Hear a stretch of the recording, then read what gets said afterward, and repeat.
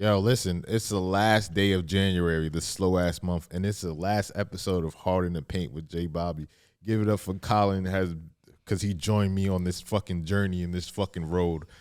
It's been a great time. I appreciate all the followers and all the fans. You know what I'm saying? If you want to follow me, Justin Bobby X13 on all platforms, and on Twitter, Justin Bobby back because they fucking suspended me. But we are here. Anything that you want to say, Colin, before we wrap this last episode up? I'm good, man. No, it's been a fun ride. It's been fun spewing my Nets propaganda because no one else will listen to me. Big thanks to JBobby for bringing me up here. Never really got to do something like this before, so it's been a blast. And yeah, let's get after it. You know what I'm saying? As an older statesman, I feel like I need to give opportunities to the younger guys. Appreciate you got to live out your dream, man. Yeah. And shout out Jack, shout out Gio for helping us along the way. Yeah. Shout out. Jack's not here. Jack's in Indiana, jerking off, and he's with his buddy, Jack Cody. He got his own thing going on. Listen, I tell people all the time, Jack Cody's a fucking troll. I can't do nothing with him. Yeah, he tricked so many. If you got mad, congratulations, you fell into his trap. Yeah, I mean, he's Gen Z Skip Bayless. Like, it's nothing that you can do with him, man. It's just like, if you want to send mean comments to him, just go to Jack Cody on all platforms. I think it's Jack Cody 1, and just send mean things to him. Send JBobby sent you. He loves it. He loves it. Yeah, he lives for it, But Jack does believe the nonsensical things that he says. I'm convinced. It's like he has I feel like he has his thoughts and then he sprinkles some like audacity on it. And like people taste that first and it's like, this is fucking crazy. And it is. It's understandable. But that's the problem with media today, man. Yeah. It's too much audacity.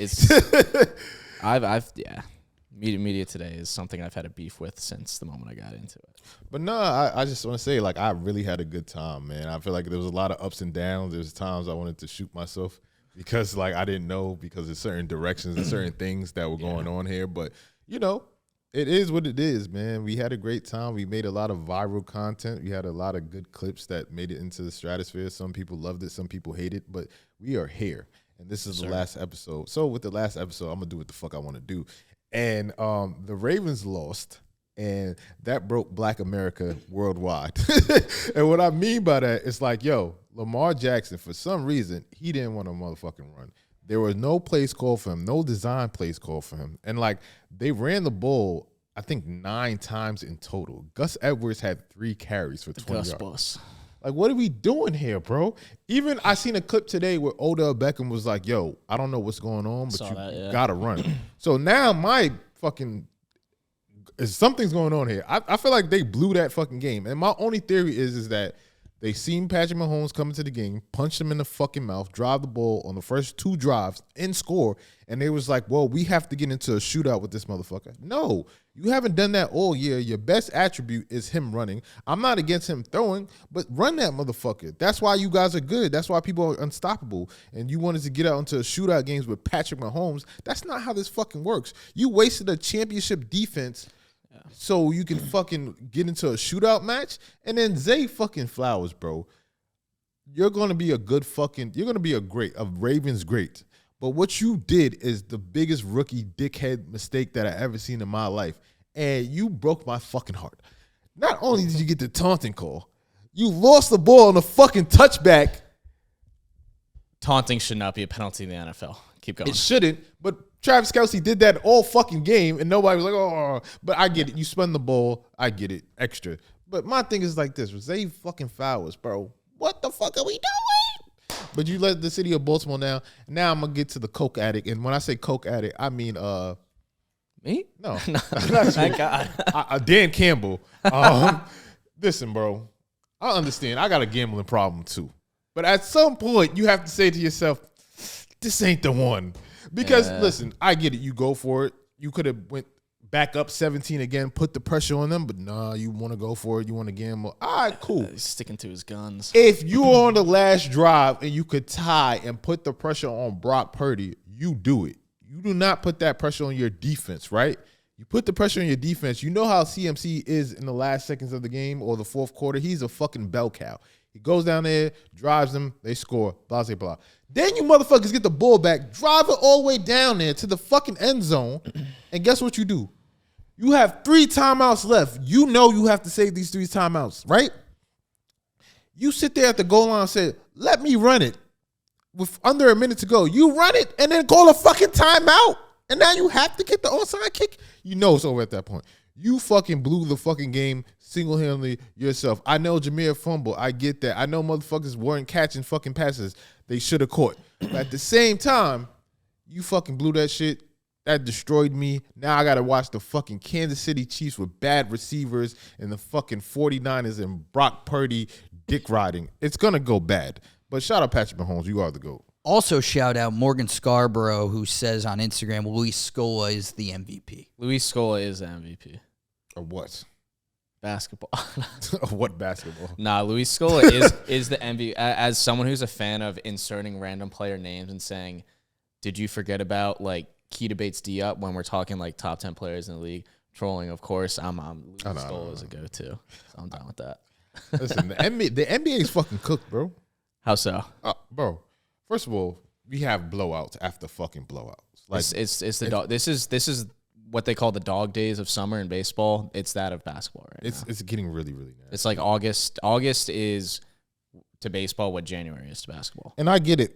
The All-Star break is coming up. People are going to turn it up a bit, but it's just like it's been a horrible product to watch. Like ever since the in-season tournament, like it's just been fucking lackadaisical. People who are not giving a fuck. Teams are benching their starters in the third quarter. Like they're not even trying anymore at this fucking point. And then people are complaining about defense, and which I do understand, but I feel like I'm okay with like bad defense if teams are consistently scoring and want to compete. Because like at the end of the day, like it's hard to guard these players now. I understand that. The offensive, like when you have to guard a motherfucker from 40 feet and they can just shoot a 3. Yeah. That kind of changes everything. And then now it's not even like your bigs. Your bigs are spreading the floor and they can shoot too. Like, so I understand it in that regard. But at the same time, bro, what the fuck are we watching? Like, what are we watching? Like, you can't tell me this is good hoop. It's not like people are saying like, oh, like there's no defense. It's not the defenses, is that NBA offenses are smarter than they have ever been. Everyone is taking it's either a high percentage shot or it's a high volume shot in points, meaning it's either threes or it's a shot right at the cylinder. If you look at an NBA collective shot chart since like 2013, it's all right around the rim and it's all around the three. So teams understand that. Why am I going to work for a mid-range shot it's a little bit easier than a 3, but it's only a foot easier, and it's the distance in space between a 3 and a mid-range is not a lot, whereas the distance between 2 and 3 points in the NBA when they stack up is a lot. So teams know how to attack on offense better than ever before. Why is it the best game that gave me like a passion for the game again and made me excited to watch was LeBron and Steph Curry? These old farts. It's because you love the stars and you love your stars. Like those are the guys that. But that was a good game. I mean? That was something worth watching. That was something that people were passionate about on both sides, on both ends. Mm-hmm. Now it's kind of like we watch fucking and I get it. Fucking Embiid's hurt. Like I get it, and he needs that. But like I'm watching Jokic play thin air. Like Embiid's not even fucking playing anymore. So your two biggest stars, they can't even play each other at a certain point. And they did play already, and it was a great game. Sixers smacked them. But I'm saying, like, we can't get that on a consistent basis. And, like, I have to look to these old farts that are about to retire. Like, what the fuck are we doing? I think a lot, like, it's more so it's the changing of the guard, and that it's just, like, those old farts, like, mean more to you. Like, I think there are games, like, Luka just played Booker, like, not too long ago. That's two marquee guys who are like, you don't feel about them the same way you do. Steph is LeBron, but maybe to the 13-year-olds, that's probably how they feel. You know what I mean? So it's all about your perception. And that game went from Dallas lead to a Suns blowout. Yeah. Like what? Like that's what I'm saying, bro. Like we're not getting quality games. We're not getting competitiveness. Like, and that's what I'm saying. Like even if like the game, it gets to a point where it gets so out of hand that the team just throws in the towel. And it's like, what am I watching? Like, we're not at this point. We're really not competing. Yeah. Well, that's teams.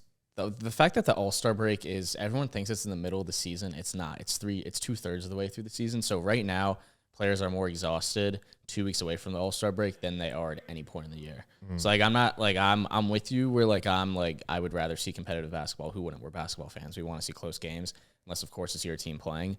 But being a realist, I understand that that's why we're seeing a lot more blowouts right now. And if you can yank your guy, like Joel Embiid shouldn't have been playing last night. He shouldn't have been playing, especially down the stretch when they were down 10 with 4 minutes left.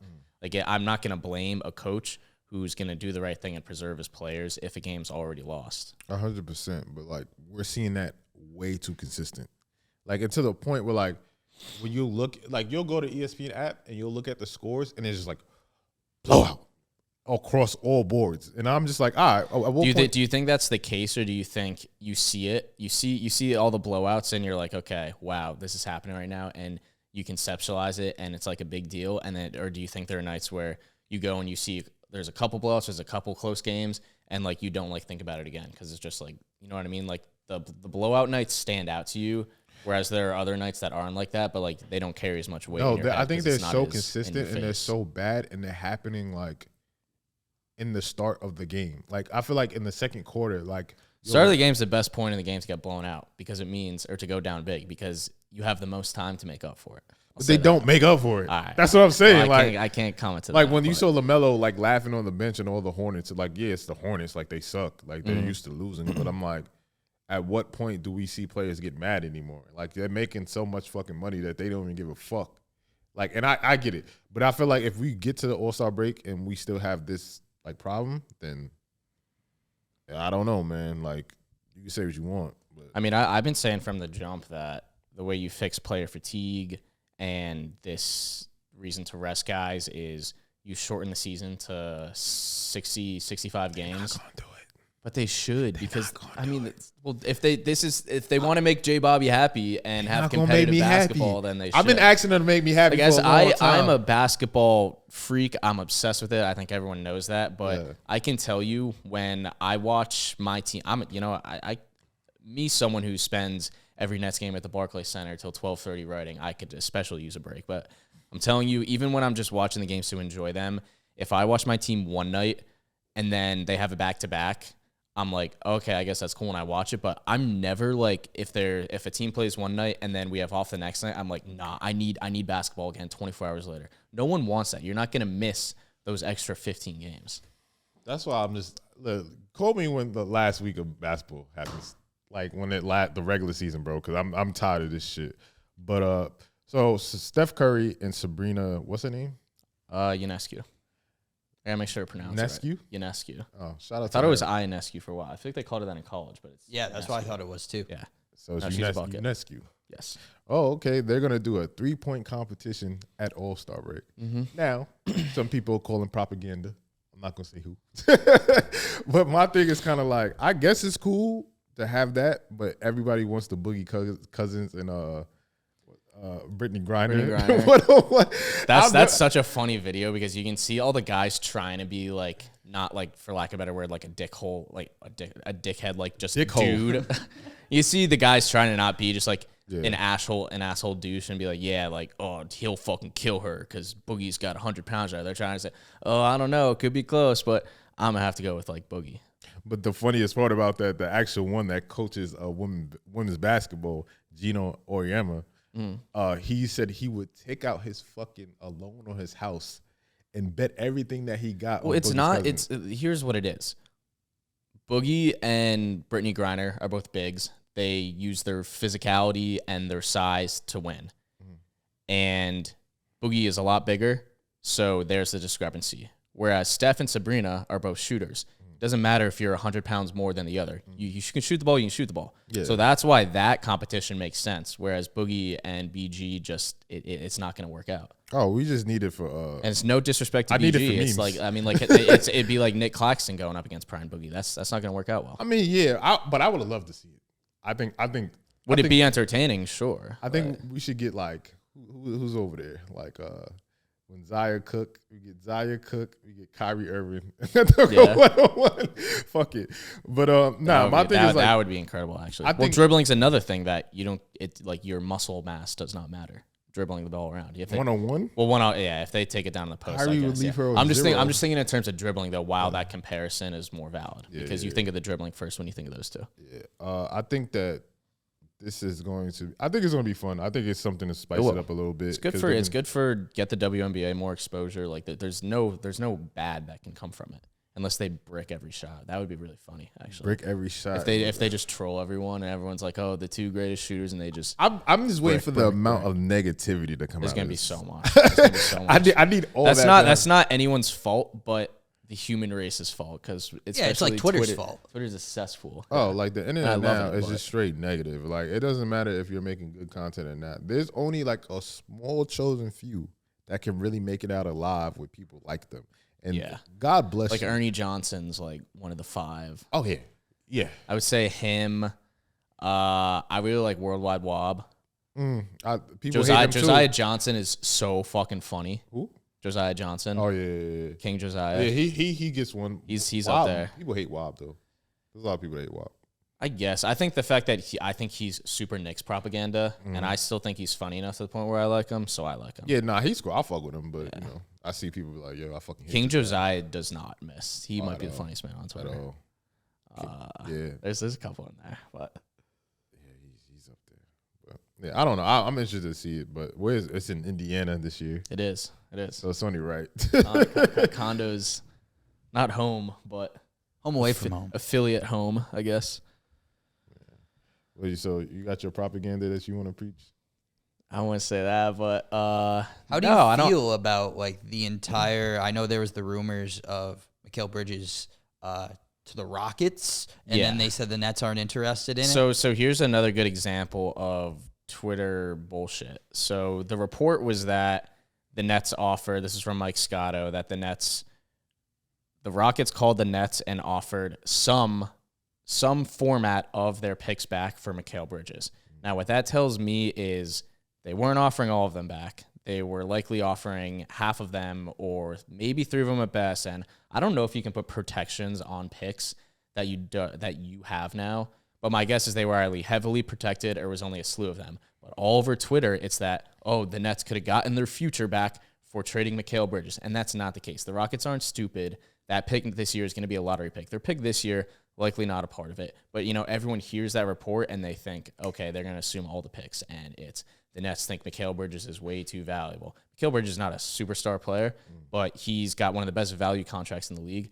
Two-way, he would be a great 3 on a team and he'd be a great affordable 3 on a team, which is honestly more important than being a good 3 in today's league with the new CBA. So don't freak out over the Rockets stuff, in my opinion. I bet you they had some conversations, and my guess would be they either offered two of the 4 back, or they said, you can get him back, but we're going to lottery protect him. And that's not worth it. Not only can he be a good 3, he has been a good 3. Like, those people forget those Suns teams were like... That was a team, though. That was a team. But he was the 3 on that team. I don't know. That's debatable. I think DeAndre Ayton and Chris Paul were kind of their own entity on that team behind Booker, and then it was him and CJ were these wings that could just hit shots. All right. Listen, man. Before I get out here, it wouldn't be right for me not to talk about LeBron and the Lakers. There's a few things, man. I don't know what the fuck is going on with Darvin Ham, and I don't know the Ham sandwich. And I don't know to put the blame on him or not, but I think it's at a point where you just gotta get rid of him, bro. He's not the answer. Like, I feel like at this point, because when you look at what he's done with Russ and thinking that he can like come off the bench, yeah, that was the right thing to do. But realistically, Russ wasn't the answer, right? And you still have faith in that guy. Then you move Russ, and then you guys finally start to figure it out because you finally got rid of the guy that was holding your team back.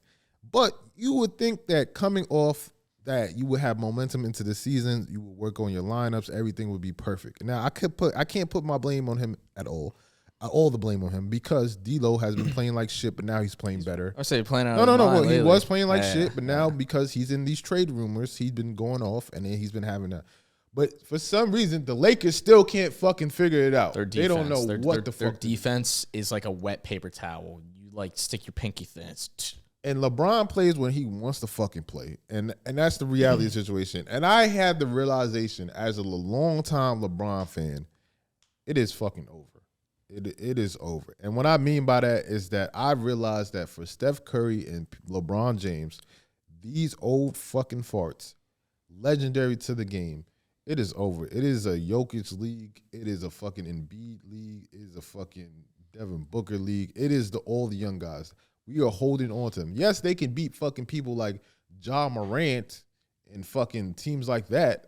But when it comes to the young guns, the guys that are actually fucking holding it down like Jokic, they're not getting past those teams. They're just not. That's just my reality to it. I'm just facing that. I feel like I'm hanging on to a fucking thread. I think that too, and it's more so now because I feel like the LeBrons and the Stephs are like our guys. Like I think back to when I was like in like early middle school and thinking to myself like, yeah, like these younger guys like the Giannis's are like good, but like I'm still like the aura behind like a KG was like, but even when he was getting older, like it was like that Nets team is a good example where it was like KG's a champ, like Pierce is a champ. Like, nah, they're still those guys. They weren't. You didn't realize that until a couple years removed when you saw that they didn't have it as much. And I think that is where we're getting into with LeBron and KD and these guys. I don't think they're on that same level. The numbers argue otherwise too much, but you're absolutely right. Yeah, even if you look at like the league with like the West, right? When you look at like the Timberwolves with Ant and like Cat, and then you look at like SGA and like Chet and like those teams, they're on the rise. And like, motherfucker, SGA is going to give you 30 at will because he wants to kill you. Anthony Edwards is going to pull some phenomenal shit because he wants to kill you. Like, these are teams that actually are young guns, and they're really like, those are the guys now. And I feel like we've been hanging on to like, oh, LeBron to get a 5th championship. And I'm not saying it's impossible. Same with Kobe. We did it so much with Kobe too because he was also chasing Jordan. He had 5 and Jordan had 6. It was very much a Kobe thing too. Yeah, so I feel like at this point I'm just like over it. I'm exhausted. Like I don't even give a fuck about the Lakers. I'm just gonna enjoy the little time that LeBron has left in this league, and like I'm not even thinking about championship. I hope he gets it, but I'm just not arguing that shit anymore. Like it's just over. You should, and you got your Lakers chip. So at the end of the day, like it is what it is. The last thing I want to get into is the Joel Embiid stuff. Obviously, I think you guys have probably seen it all over Twitter that he has like 5 games before he like misses out on like being able to be eligible for MVP. I feel like right now he's been like the MVP front runner throughout the season. Like, who takes over for that? Is that Jokic by like a clear mile? The odds right now are Jokic as the favorite, and then SGA, Luka, Giannis as the other guys, all ahead of Embiid now. Who do you guys have taking it? I think it depends on how OKC finishes the season. I agree. Like if OKC finish 1 or 2, and then SGA is still like charting over 30 a game, I think that SGA is gonna get it because you took a Thunder team that was a playing team last year to the 2 seed, and you've been playing phenomenal. And like I think his time has arrived. Right? If you don't want to give it to Giannis again, if you don't want to give it to Jokic again, SGA is right there, and it's his for the taking. Now, I've been saying this, like, SGA is a top 5 player. Like, and people don't want to admit that, but he is at this point. Like, and it's hard for people to realize that, but sometimes your favorite player isn't that guy. Like, people are mad about Curry getting stubbed when he's on the bench. But I'm like, bro, Curry hasn't been that good this year. He's been all right, but he hasn't been that good this year. Like, they've been struggling. Like, that play when Curry lost the fucking bowl against, I think, the Kings, I was like, it's over. It's fucking over. Yeah, that was a tough one for Curry fans. And I just feel like with it be like, we don't care. You won the MVP already, bro. Like, you can win it next year if you want. Like, at this point, just get healthy, make sure you're ready for the playoffs, and then it is what it is, bro. Yeah, I think I'm going with SGA too. I think there's a case for Jokic because there's always a case for Jokic because of his numbers and the way he's able to impact winning. But I think when you look at what SGA is being able to do, not only as the hub, or hub's not the right word, Jokic is more of a hub, but just as like a scorer and leading the way for that offense, but also on the defensive side of the ball. He's leading the league in steals right now. I think a lot of times I gauge supporting cast because it's value. It's an individual award. It's not so much about the team, but these are the 2 best teams in the league. And I think that Jokic's supporting cast with like Murray's a good player.